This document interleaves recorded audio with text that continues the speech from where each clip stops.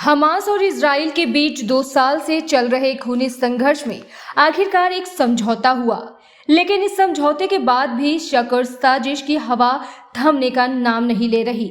Hamas ने Israel के 20 से ज्यादा बंधक छोड़े और इजराइल ने करीब 2000 फिलिस्तीनी कैदियों को रिहा किया। बंधकों की अदला बदली तो हो गई, लेकिन सवाल ये है कि क्या भरोसे की अदला बदली भी हुई है, या गाजा में अब भी युद्ध का दूसरा दौर शुरू होने वाला है, क्योंकि गाजा के लोगों के दिलों में अब भी पिछले हमलों की गूंज बाकी है। 68,000 से ज्यादा लोगों की मौत, जली हुई जमीन और खंडर बन चुकी इमारतें, ये सब गाजा की पहचान बन चुकी है। अब डर ये है कि अगर भरोसे का बम फटा तो मौत का आंकड़ा 1 लाख पार हो जाएगा। मिस्र में हुई शांति वार्ता से हमास पीछे हट गया। उसका कहना है कि मिस्र का प्रस्ताव हमास के खिलाफ है। वहीं इजराइल और हमास दोनों की गैर मौजूदगी इस बैठक में ये साबित कर रही है कि शांति की राह अब भी मुश्किलों से भरी है। डोनाल्ड ट्रंप खुद तेल अवीव पहुंचे। उन्होंने इजराइल की संसद को संबोधित किया। नेतन्याहू ने उन्हें इजराइल का सर्वोच्च सम्मान देने की घोषणा की।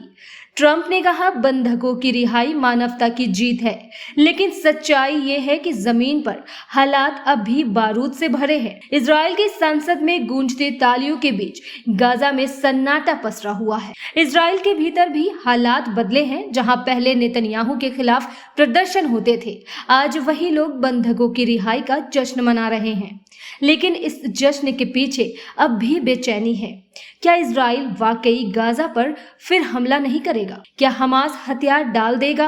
अगर इनमें से कोई भी शर्त टूटी तो गाजा फिर राख में बदल सकता है। उधर अमेरिका की एक नई चाल ने रूस को भड़का दिया है। ट्रंप ने यूक्रेन को टॉम हॉक मिसाइल देने की मंजूरी दे दी है, जिससे रूस और नेटो के बीच तनाव आसमान छू रहा है। यही मिसाइल अब पुतिन और ट्रंप के बीच दुश्मनी की जड़ बन गई है।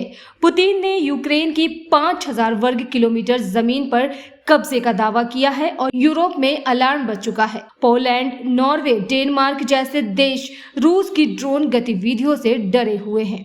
दूसरी ओर संयुक्त राष्ट्र में फिलिस्तीन को राज्य का दर्जा देने के पक्ष में 142 वोटों का प्रस्ताव पास कर दिया गया है। भारत, चीन, रूस और यूरोप का ये समर्थन इजराइल के लिए नया दबाव है। मतलब साफ है, गाजा में जंग भले ही रुकी हो, लेकिन भरोसे वाला बम अब भी सुलग रहा है। और अगर ये फटा तो शायद 10 ट्रंप भी इस तबाही को रोक नहीं पाएंगे।